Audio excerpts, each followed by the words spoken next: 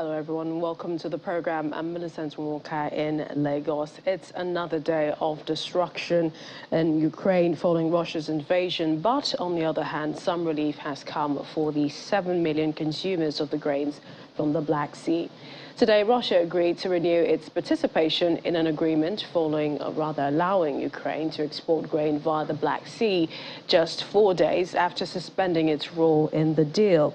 Moscow had pulled out at the weekend, saying it could not guarantee the safety of civilian ships crossing the Black Sea because of a drone attack on its fleet there.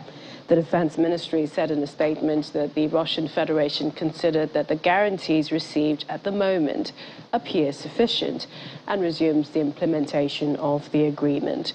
The U-turn followed a phone call between Russian President Vladimir Putin and Turkish President Tayyip Erdogan on Tuesday, and after consultations between their defense ministers. Kyiv has not claimed responsibility for the attack and denies using the grain programs as a security corridor for military purposes. Britain has denied involvement and accused Russia of trying to divert attention from its military failures in Ukraine. In today's statement, Russia's defense ministry said that thanks to the involvement of the United Nations and Turkey, it had been possible to obtain written guarantees from Ukraine that it would not use the humanitarian corridor or Ukrainian ports to conduct military operations against Russia. Meanwhile, here's the moment Turkish President Tayyip Erdogan said that Russian participation in a UN-brokered Ukrainian grain export deal was to resume. He was speaking in Parliament, where Ms. Erdogan said that Russian Defense Minister Sergei Shoigu had informed his Turkish counterpart that the deal will resume. But shortly before the announcement, an aide brought Mr. Erdogan a note as he was standing at the podium addressing members of his AK party. He paused for a while, appearing to read the note before continuing where he left off. He then said he had good news and appeared to read the note as he announced that the grain exports will continue. The export deal was agreed upon by Russia and Ukraine and brokered by Turkey and the United Nations in July to ease a world hunger crisis caused in part by Moscow's invasion of Ukraine, a major grain producer, and an earlier blockade of its port. It was due to expire on the 19th of November.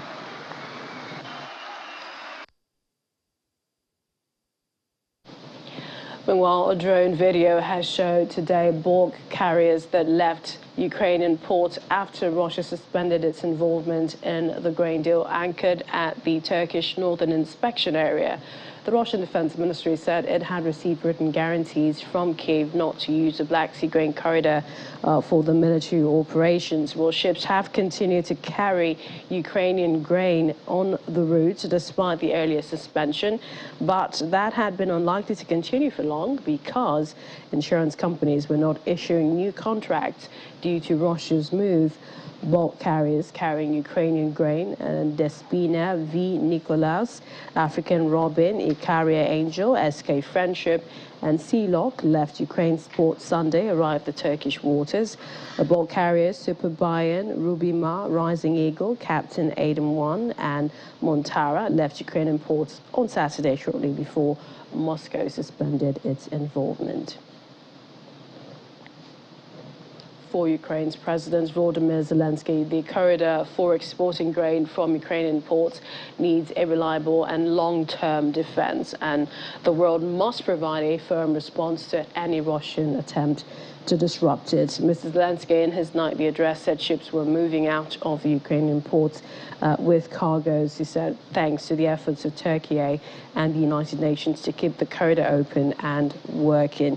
He added that Russia has to know that it will get a firm answer from the world to any of its steps which are derailing agricultural exports. He says this is a question of literally life and death for tens of millions of people.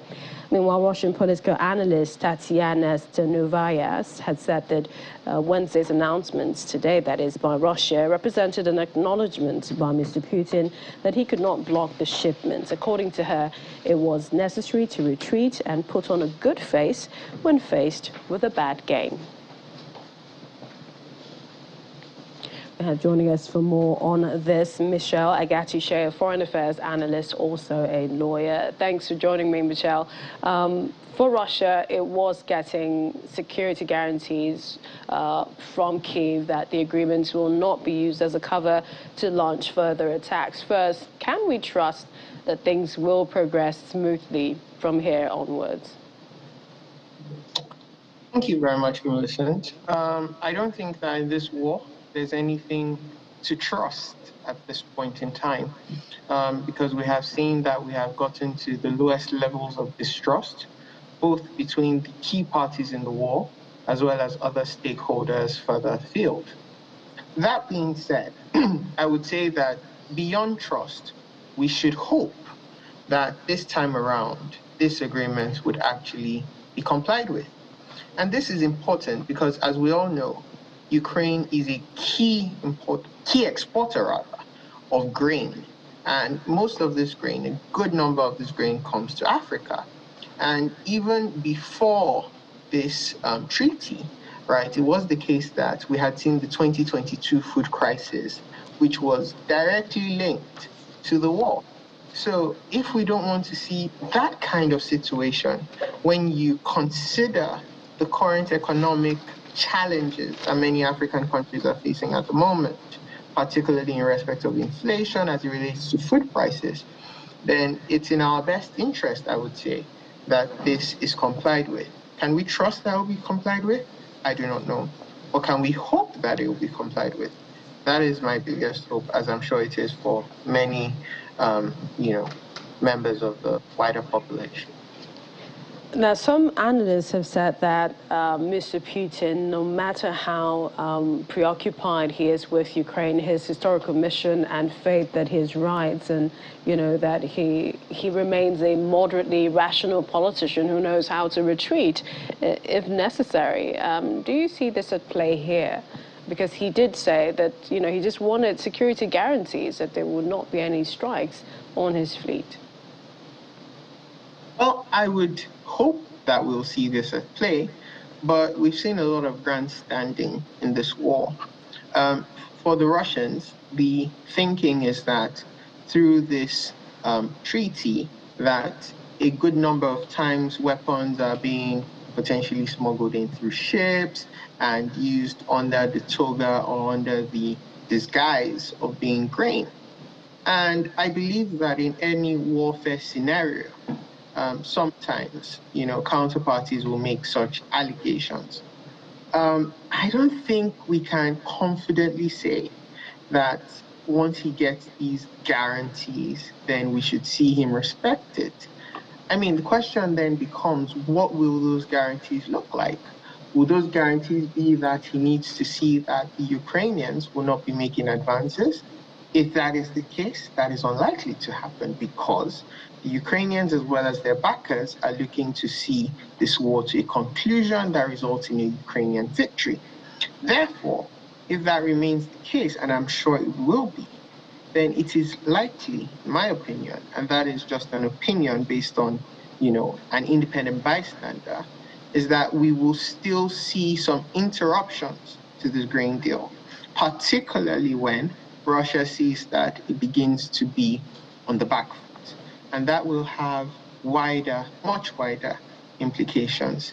Now, on the next question about rational politician and knowing when to step back, when he should step back, well, some would argue that no international observer or foreign policy analyst saw him actually planning to effectively go into Ukraine at the time he went into Ukraine.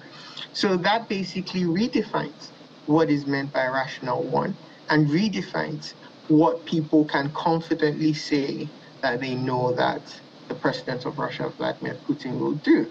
So it's an unfolding terrain, and I believe that we can only just be hopeful that we see an end to this as quickly as possible, not only for the people of Ukraine, who are very important, but also for wider geopolitical stability in that region, and more importantly for us on this side of the Atlantic, for better food security and more manageable food prices during a time that we see destructive economic forces, like the president of Ghana recently saying that they are experiencing a crisis like no other. So if you then compound that by rising food prices, that will have real socioeconomic effects that I doubt we're able to deal with at this point in time. So when you look at all of this, the mix of this, and also hear from Turkish President Erdogan, who says the renewed deal would prioritize shipments now to African nations, you know, because Russia was concerned most of the exports were ending up in richer nations. For you, can you say that Russia is friend or foe? Well, I wouldn't categorize it as friend or foe, to my mind. I believe that the question is a bit more multi-layered with several shades of gray than an explicit black and white. And why I say that is because at this point in time where Russia and the Russian economy is largely secluded from Western markets, it has become the case that Russia has looked further east to China, India, and also to Africa as to new trading partners. So of course, they would want to ensure that even if they don't get full-on support by many African nations, but at the minimum, I believe, they would want to ensure that there's a level of relationship and that can result in economic trade, right? That continues to create a semblance of normalcy to the Russian economy and to Russian international relations, such as not to have a situation, I would think, where Russia is totally isolated on the global stage. So, to my mind, I don't think it's a question of friend or foe.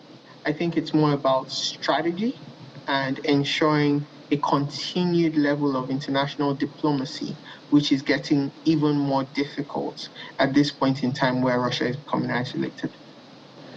So let's look at what we're hearing today. The New York Times cited multiple U.S. officials that senior Russian military leaders recently had a sit down and talked about how Moscow might deploy a tactical nuclear weapon in Ukraine. You know, even though it was said that President Putin was not part of the meeting. So, you know, we've been hearing this on and off. Do you think there is really a threat, or it's at best, you know, speculation? Well, at this point in time, we cannot say effectively what is speculation and what is not. I mean, a tactical nuclear weapon, although it sounds less gory, it is much more gory. I was reading recently suggestions that tactical nuclear weapons that we have today are even significantly more powerful than the dirty bombs that dropped on Hiroshima and Nagasaki. So when one thinks about that and thinks about the social effect that can result not only at this point in time, but for history ahead and the potential reaction, I really want to doubt that any leader will deploy that. Now, yesterday, Boris Johnson, while being interviewed, also shared a similar view, although he's no longer holding the levers of power in the United Kingdom. But he also felt that, yes, Vladimir Putin has basically redefined what many people assumed a leader would do at this point in time. But he still believes, and I think I share that belief, that it is unlikely that the Russian government under Vladimir Putin will drop a tactical nuclear weapon. And the reasons are thus.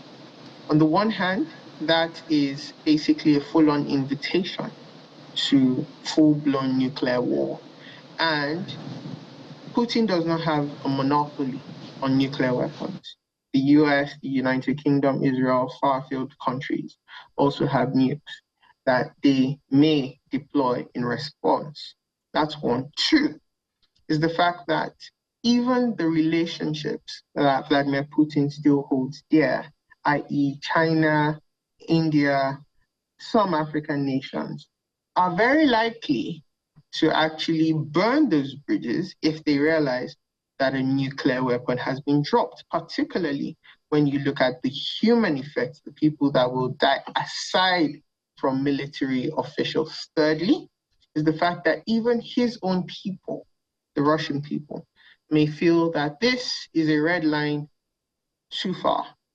And then questions will arise as to how much can continue to be done in the name of the Russians while he steers the affairs.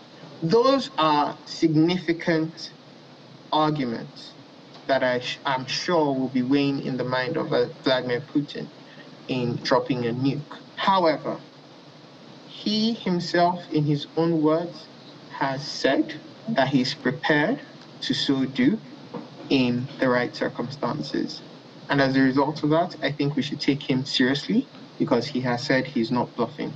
But I do hope, for the sake of humanity and for the sake of even what we understand to be the world as we see it and what we have come to hold dear as to normal, way of life will be significantly threatened and potentially relate or result to a situation of Armageddon if we end up with full-scale nuclear war that the world has never seen before.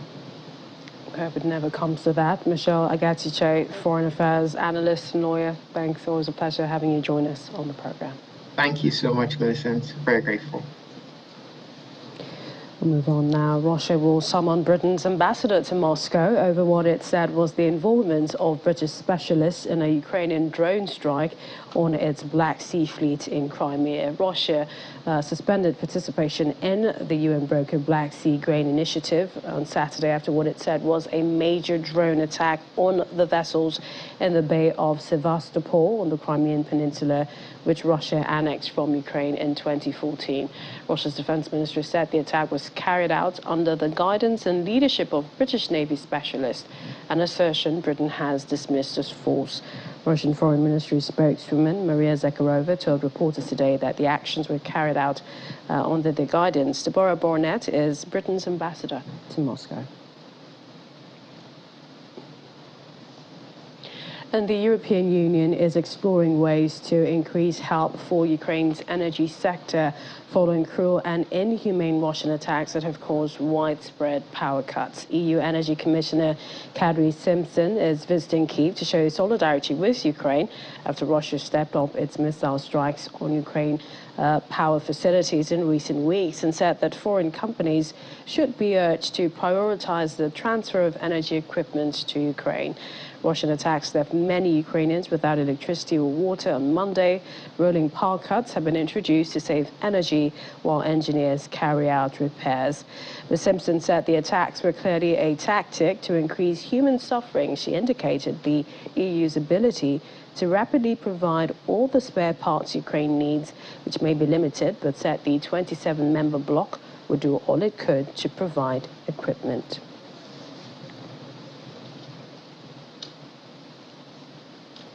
Now, a U.S. economics expert has accused the United States of probably responsible for the sabotage of the Nord Stream gas pipelines that transport natural gas from Russia to Europe. Jeffrey Sachs, an economics professor at Columbia University, said there was evidence that the U.S. is behind the sabotage of the Nord Stream gas pipelines. He says he doesn't have proof, but he thinks the evidence leans that way. In addition, the U.S. government does not want its people to know the real reason behind the Russia-Ukraine conflict. Mr. Sachs also expressed his concern for the current situation of the conflict and said that the two sides should sit down and negotiate. The signs point to the U.S. As being the government responsible for this destruction of Nord Stream 1. There isn't proof. I didn't say that there was proof. I said that there was evidence that placed responsibility with the United States. In fact, in February of this year, President Biden said, if Russia invades Ukraine, Nord Stream will end. And when a reporter asked, Mr. President, how can you say that? This is a Russian-German pipeline. President Biden said, we have our ways. And so that by itself tends to point to motive. Similarly, the U.S. Secretary of State, Anthony Blinken, after the event, in summing up the situation, said this is a tremendous opportunity to wean Europe from Russian energy once and for all.